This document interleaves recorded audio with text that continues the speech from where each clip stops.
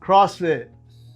If I was 23 years old, I probably would have done CrossFit instead of powerlifting if such a thing existed. And I don't even know if my training at that time didn't even look a lot different, even though I'm sure I wasn't doing pull-ups like a salamander.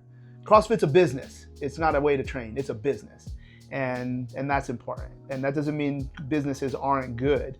But remember, my perspective, because it's always right here, CrossFit was my competition when I was at MARSOC, because that was a business that used marketing strategies to attach itself to the baddest motherfuckers on earth in the United States Marine Corps Special Operations Command. And well, if this is how they train, then everybody should train that way and you can be like them. That's ridiculous. That's marketing. Marketing is lying and exaggeration. I don't even care about the clinical stuff because training for CrossFit is really cool to me. That there's really, especially if you don't know the exercises, then this is this incredible push and pull. Now, if you do know the exercises, that to me would be awesome because you could absolutely dominate. I think using female names is not cool, because if you don't have a good time in Sally, if that's even the name of an exercise, then you're somehow a punk. But I don't think there's any CrossFit workouts called Robert or William. It's always these female names, and to me, that's my interpretation of that. Not cool. The glorification of medical illness like urinary incontinence. No, that's not good. Puking your guts up is not good. Having rhabdo is not good.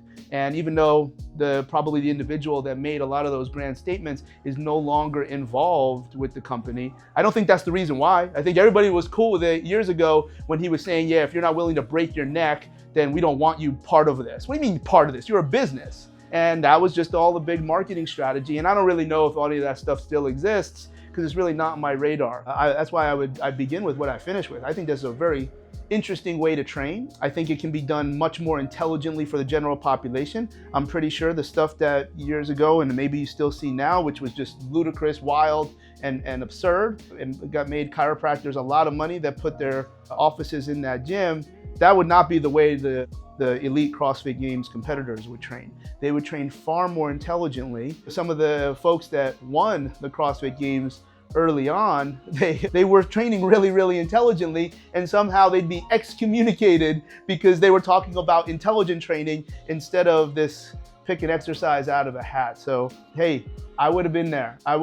Instead of putting 800 pounds on my back, I would have been doing all that other stuff if it was available to me at a certain age. And maybe the last thing is that it has no role in athletic development. So that's zero. You might be able to take that back. Maybe if there's a very far to the left general physical capacity role, but then you must dismiss this because you can't keep spending and spending and spending. The whole idea that you're going to compete every time you train is absolutely antithetical to the development of qualities so you can win said competition. It's like you're spending all the time. You spend. You never take a period of time to invest so that you can spend a whole lot and dominate. If that's my interpretation, come find me. But that's, I know it's not because that was what I saw. There was a period of time, I remember the commander and I were on separate treadmills, and he had shared with me, which not too many people knew at that time, that when he was going to move on from MARSOC, there was a thought that he was going to become commander at TCOM. And under TCOM would be the fitness standards of the entire Marine Corps. And he said to me, never forget this stuff. Can you do your stuff at Big Marine Corps? And I laughed because he was well aware of the struggles that I was having at that time. And he said, you can do your stuff anywhere. You just need the authority. I said, absolutely. I can do whatever I do, I can do. And I imagine now, almost God, like 10, 14 years later, imagine if I knew what I knew now, both socially and clinically, if I was in that setting. But he's like, all right, I need you to talk to the gentleman who is currently at TCOM and just handle it. I said, I got you. The gentleman's name was Brian McGuire. He was Lieutenant Colonel. He was retired, so he tapped out. He was Lieutenant Colonel, so you always call him Colonel anyway.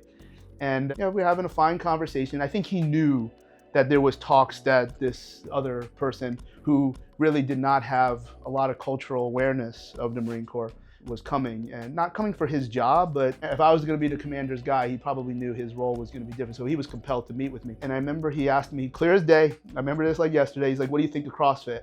And I'm like, time stopped. It was probably like 0.8 seconds.